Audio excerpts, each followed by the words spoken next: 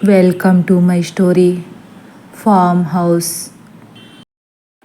అలా చైత్ర తీక్షణంగా చూస్తూ, లేదమ్మా నేనే వేశాను అనేసరికి, అయినా నేను చాలాసేపటి నుంచి మెలకువగానే ఉన్నాను, నువ్వు మాకు తెలియకుండా ఎప్పుడొచ్చావు చైత్ర? అనుమానంగా చూస్తుంది మీనాక్షి. నేను లెగిసాను, నువ్వు తాతయ్య పడుకున్నారు. నేను నెమ్మదిగా మంచం దిగి అమ్మ వాళ్ళ దగ్గరకు వచ్చేశాను అని అమాయకంగా చెబుతుంది. చైత్ర మాటలకు ఒక్కసారే పెద్దగా నవ్వుతారు విశ్వనాథ్. దీని అల్లరి మీకు నవ్వొస్తుందా నాన్న? కోపంగా చూస్తుంది మాధురి. ఆయనకు నవ్వొస్తుందేమో, నీ కూతురు దెబ్బకి నాకు హార్ట్ అటాక్ వచ్చేలా ఉంది అని నిట్టూర్చుకుంటూ మాట్లాడుతుంది మీనాక్షి.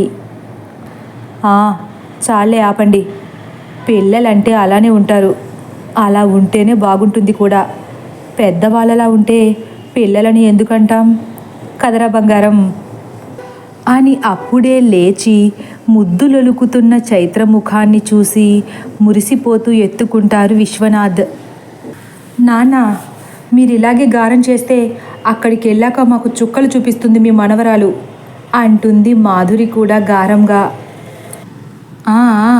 ఇప్పుడు జరిగిన దాంట్లో చైత్ర తప్పేమీ లేదు, అయినా చిన్నపిల్ల ఏమీ మాట్లాడలేదని దాన్ని ముద్దాయిని చేసేస్తున్నారు. నిజానికి అంతా మీ అమ్మదే తప్పు అని చైత్రను తీసుకుని బాల్కనీలో నుంచి గదిలోకి వస్తారు. నాదా అంటూ వెనకే మీనాక్షి కూడా వస్తుంది. మరి చిన్నపిల్లను పక్కన పడికేసుకున్నప్పుడు కాస్త అప్రమత్తంగా ఉండక్కర్లేదా? అంతేకాని దున్నపోతులా పడుకోకూడదు చిలిపిగా అంటూ గదిలోంచి బయటకు వచ్చేస్తారు విశ్వనాథ్. దాని పక్కన నేను ఒక్కదాన్నే కాదు, మీరు కూడా పడుకున్నారు, మర్చిపోకండి అంతే ఘాటుగా సమాధానమిస్తుంది మీనాక్షి. నేను రాత్రంతా చూసుకుంటూనే ఉన్నాను, నాకు నిద్ర పట్టగానే చైత్ర లెగిసినట్లుంది కదా బంగారం అంటూ బుగ్గపై మళ్ళీ ముద్దు పెడుతూ మెట్లు దిగుతున్నారు. అబ్బా, ఈ తెలివితేటలకేమీ తక్కువ లేదు, ముద్దులు పెట్టింది చాలు, దాన్ని ఇలా ఇవ్వండి, బ్రష్ చేయిస్తాను అంటుంది మీనాక్షి.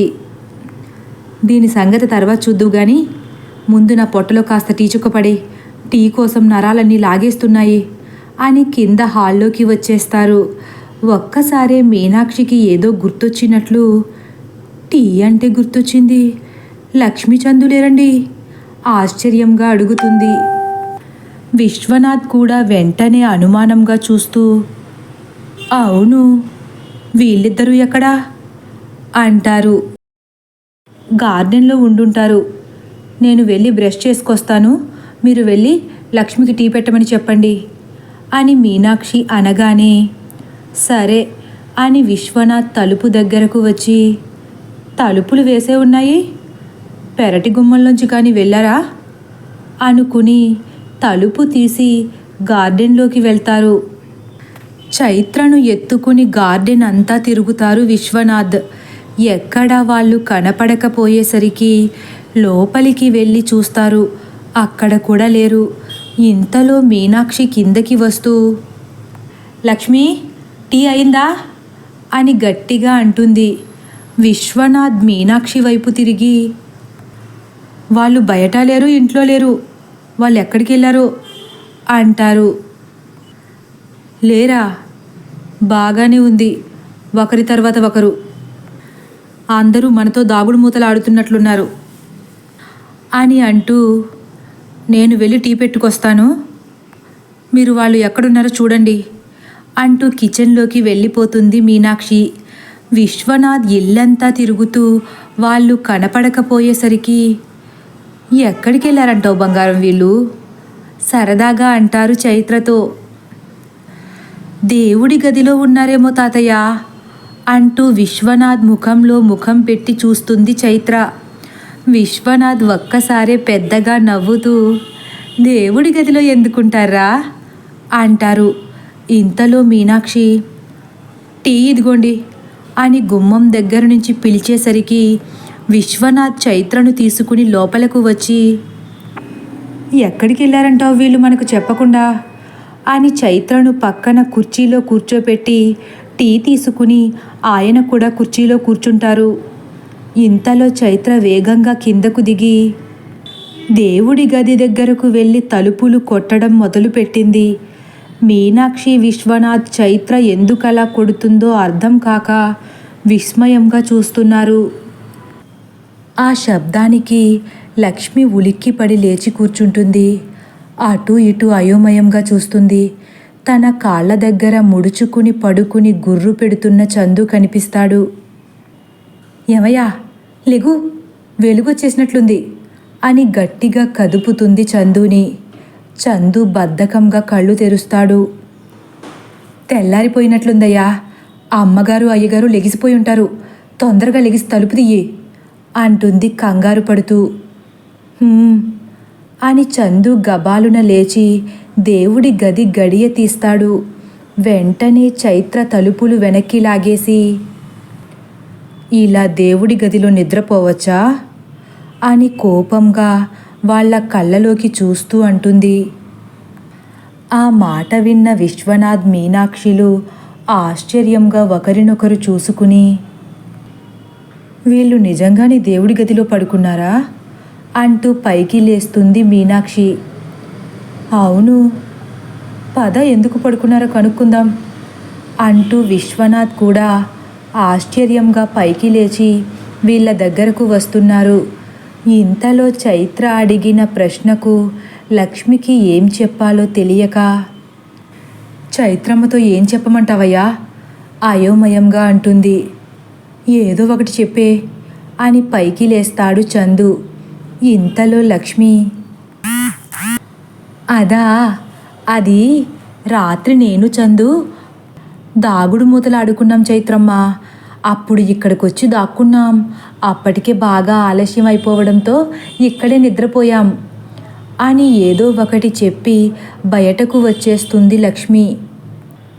నువ్వు చందు ఇక్కడ దాక్కుంటే మరి ఖాతా ఎవరు పెట్టారు లక్ష్మి అంటుంది సూటిగా చూస్తూ చైత్ర.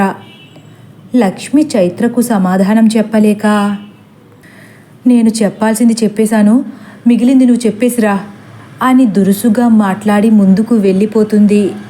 చందు కూడా తడబడుతూ,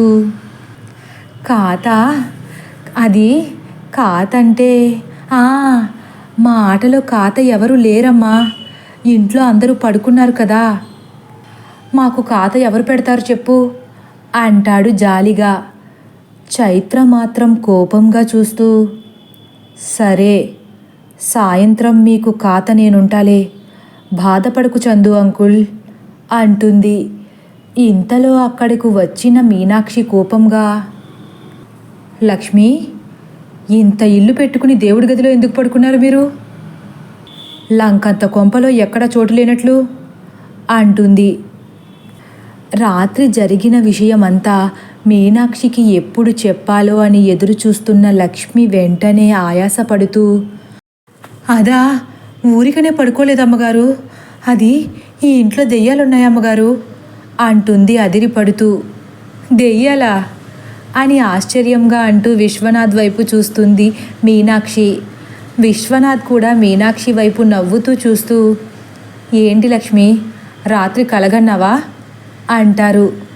లేదయ్యా, నిజంగానే ఈ ఇంట్లో దెయ్యం ఉంది అని తగులుకుంటాడు చందు కూడా. చందు, నువ్వు కూడా ఏంటి, రాత్రి కొంప తీసి ఇద్దరూ వేసేశారా అని అడుగుతారు. చందు ఒక్కసారి సైలెంట్ అయిపోయి అలానే చూస్తూ, అది కాదయ్యా, రాత్రి ఏం జరిగిందంటే అని చెబుతుండగా, అవునమ్మగారు, రాత్రి అని లక్ష్మి జరిగినదంతా చెప్పడానికి సిద్ధపడింది. ఇంతలో లక్ష్మి నోట్లోంచి మాట రాకుండానే చైత్ర వేగంగా వెళ్ళి లక్ష్మి అరచేతిని పట్టుకుని, ఇప్పుడు చెప్పు అని లక్ష్మి ముఖం వైపు చూసి చిన్నగా నవ్వుతుంది. లక్ష్మి కూడా చైత్ర ముద్దులొలికే ముఖాన్ని, మురిపించే ఆ నవ్వును చూసి తను కూడా చిన్నగా నవ్వి రాత్రి జరిగింది చెప్పడం మొదలుపెట్టింది. లక్ష్మి చెప్పేది మీనాక్షి, విశ్వనాథ్లు తీక్షణంగా వింటున్నారు. కానీ చందు మాత్రం లక్ష్మి చెప్పేది వింటూ నివ్వెరబోయి, ఏయ్ లక్ష్మి, నీకు బుర్రేమైనా చెడిపోయిందా అంటాడు దురుసుగా.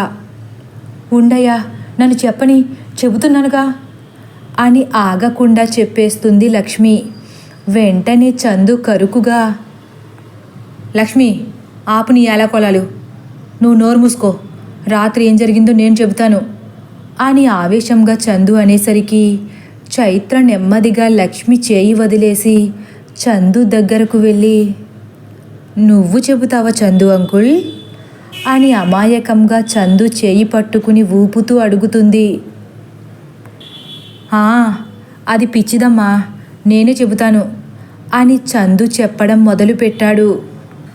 చందు చెబుతున్నది కూడా మౌనంగా వింటున్నారు మీనాక్షి, విశ్వనాథ్లు.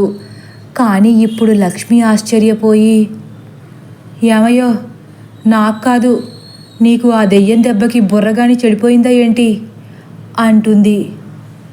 నాకా? లేదమ్మగారు, నేను చెప్పిందే నిజం, అది వేళాకోళమాడుతుంది వెర్రిముఖంది అంటాడు చందు. లేదయ్య గారు, చందు ఈ అబద్ధమాడుతున్నాడు, నేను చెప్పిందే నిజం అంటుంది లక్ష్మి. అది విన్న మీనాక్షి, విశ్వనాథ్ ముఖాలు కాస్త అసహనంగా మారిపోయాయి. వెంటనే మీనాక్షి విముఖతగా చూస్తూ, మీ ఇద్దరూ రాత్రి పడుకోవడం మానేసి ఆటలాడుకున్నారని మాకు అర్థమైంది. ఇప్పటికే చాలా ఆలస్యమైంది. మాధురి వాళ్ళు లెగిసేసరికి టిఫిన్ చేయాలి, పదా. నువ్వు వెళ్ళి వాకిలి తుడిచి ముగ్గేసిరా, నేను వెళ్ళి టిఫిన్ సంగతి చూస్తాను అంటుంది కరుకుగా.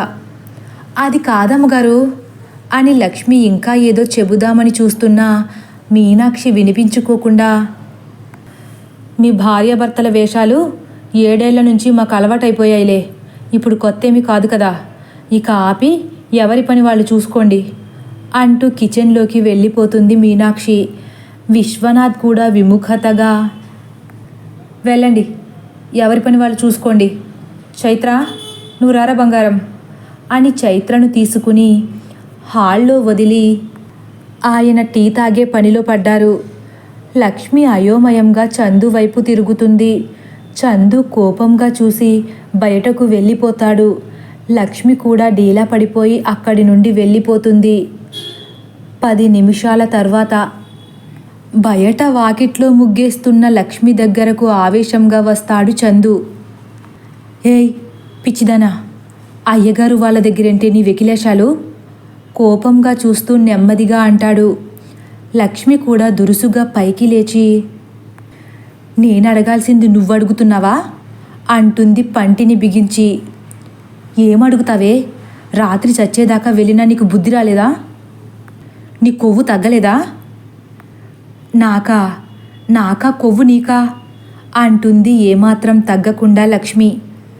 అందుకేనా రాత్రి చందు నేను దెయ్యం ఆట ఆడుకున్నామని చెప్పావు కోపంగా చూస్తాడు చందు. అమ్మో, నీకు నిజంగానే బుర్ర చెడిపోయిందయ్యా అని ఒక్కసారి ఏడవడం మొదలుపెట్టింది లక్ష్మి. ఒసేయ్ మెంటల్, ఎందుకు ఏడుస్తున్నావు ఇప్పుడు? మళ్ళీ అయ్యగారు చూశారంటే ఇద్దరిని పనిలోంచి పీకి పాడేస్తారు అంటాడు చందు గాబరాగా. లేకపోతే ఏంటయ్యా, నేను జరిగింది జరిగినట్లు కళ్ళకు కట్టినట్లు చెబుతుంటే నువ్వే కదా మేమిద్దరం సరదాగా పందెం వేసుకున్నాం, దెయ్యాల్లా మారి దాగుడు మూతలాడుకున్నామని చెప్పింది అని అయోమయంగా అంటుంది లక్ష్మి. నేనా? నువ్వే కదా అలా చెప్పావు, నేను రాత్రి జరిగిందే చెప్పాను అంటాడు చందు కూడా.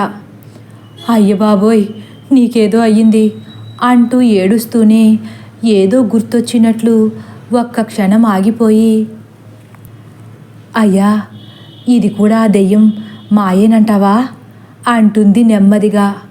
ఆ మాట వినగానే ఒక్కసారిగా చందు కూడా ఆలోచనలో పడ్డాడు. మౌనంగా కిందకి చూస్తూ ఆలోచిస్తున్నాడు.